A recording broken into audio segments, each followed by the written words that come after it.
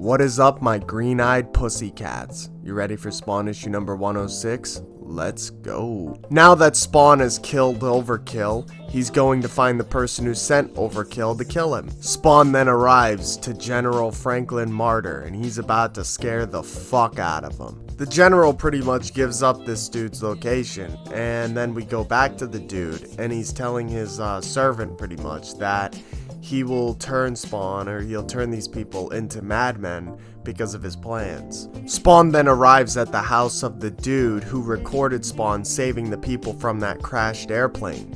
And if you remember, that dude from the airplane, or the dude who recorded the airplane, got shot in the head by the bad dude's fucking servant.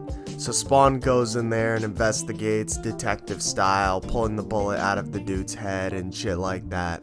Through this bullet, Spawn figures out the guy who shot this dude in the head, so he goes to hunt him down. Spawn is flying through the city, and then Spawn literally cuts off the roof of this dude's car while he's flying through the city. So Spawn interrogates the servant because he wants to know who the main bad guy is. You see, in the beginning, Spawn would have never done this. But this isn't the beginning anymore. This hell Spawn killed his master. He took his destiny and squeezed it by the fucking balls. Spawn is his own man. Spawn does his own fucking thing. And he knows that he's an entity that cannot be stopped and that cannot be harnessed. Spawn then walks by a furnace and sees a man burning alive. This obviously hurts Spawn because Spawn was pretty much scorched in hell. But this man's attempts to intimidate or drive Spawn to madness are impossible because Spawn is no longer Al Simmons. Al Simmons is dead. He's just Spawn. And this is what I've said numerous times. The reason why Malebolgia or Satan or God can hardly even control Spawn is because he technically doesn't exist. Al Simmons was who Spawn was, and Al Simmons is dead. Now Spawn is just energy of hell. He's just necroplasm. So he's what hell is composed of, wearing the most powerful weapon that hell has ever created.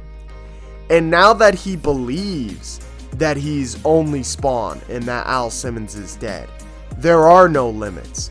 Because his biggest limiting factor when he was classic Spawn, and back then, like I've said before, is that he still believed he was human. So he still got tired. He still had to sleep. He still had to eat. He thought he could drown. But none of this is true, because Spawn doesn't require his organs or anything like that to survive, because he's fucking dead. Then Spawn finds the man who has been doing all of this, Jason Wynn.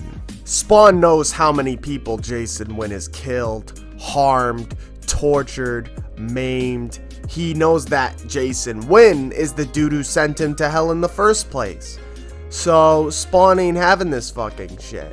So guess what Spawn fucking does? He rips all of Jason Wynn's fucking skin off, Pyramid Head style. The funny thing is though, Spawn knows that if he actually did rip Jason Wynn's skin off, Jason Wynn would bleed out. So Spawn wanted to do something worse than that.